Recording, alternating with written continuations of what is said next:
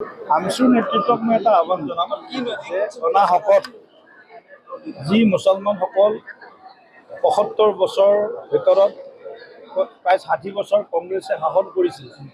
কংগ্ৰেছৰ শাসনত আমাৰ এই মুছলমানসকলক কেৱল ভোট বেংক হিচাপে ব্যৱহাৰ কৰিছিল।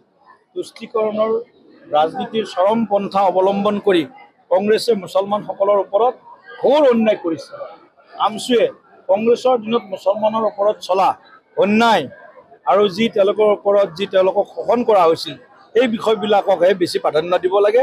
ৱাকফ বোৰ্ডে দুখীয়া আৰু পিছপৰা মুছলমান, মহিলা, বিধৱা, ছাত্ৰ ছাত্ৰী, যুৱ শক্তিকো ৱাকফ বোৰ্ডৰ এই যি আমাৰ সংশোধনী ৪৪টা যি আমাৰ সংশোধন অনা হৈছে তাৰ জৰিয়তে মুছলমান সমাজ ৱাকফ প্ৰপাৰ্টিৰ প্ৰপাৰ মেনেজমেণ্ট, ৱাকফ প্ৰপাৰ্টিৰ প্ৰপাৰ ইউজ আৰু ৱাকফ প্ৰপাৰ্টিৰ পৰা প্ৰপাৰ ইনকাম যিটো আমি আশা কৰোঁ।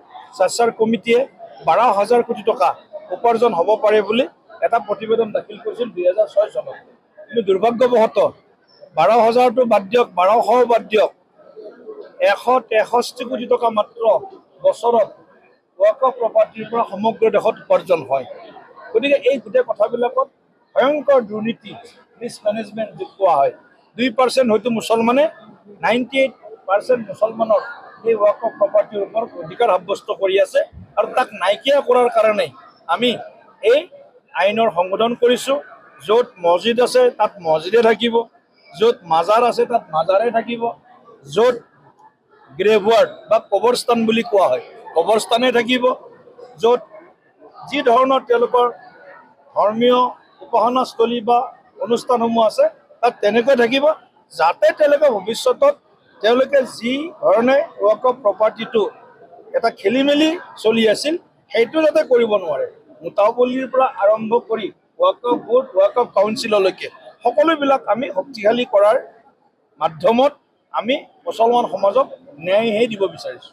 আমচুৰ নেতৃত্বক মই এটা আহ্বান জনাম যে অনাহকত যি মুছলমানসকল ৭৫ বছৰ ভিতৰত প্ৰায় ৬০ বছৰ কংগ্ৰেছে শাসন কৰিছিল।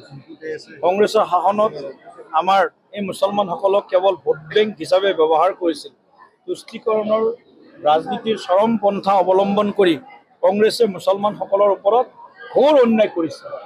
আমচুৱে কংগ্ৰেছৰ দিনত মুছলমানৰ ওপৰত চলা অন্যায় আৰু যি তেওঁলোকৰ ওপৰত যি তেওঁলোকক শোষণ কৰা হৈছিল এই বিষয়বিলাককহে বেছি প্ৰাধান্য দিব লাগে।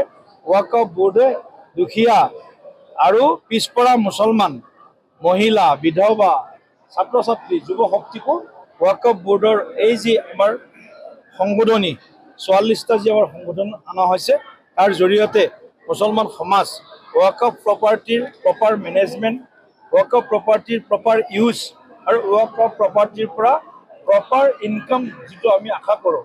স্বাস্থ্যৰ কমিটিয়ে ১২,০০০ কোটি টকা। যিকোনো খবৰৰ বাবে যোগাযোগ কৰক 7099017330 লগতে 7099017110 নম্বৰত।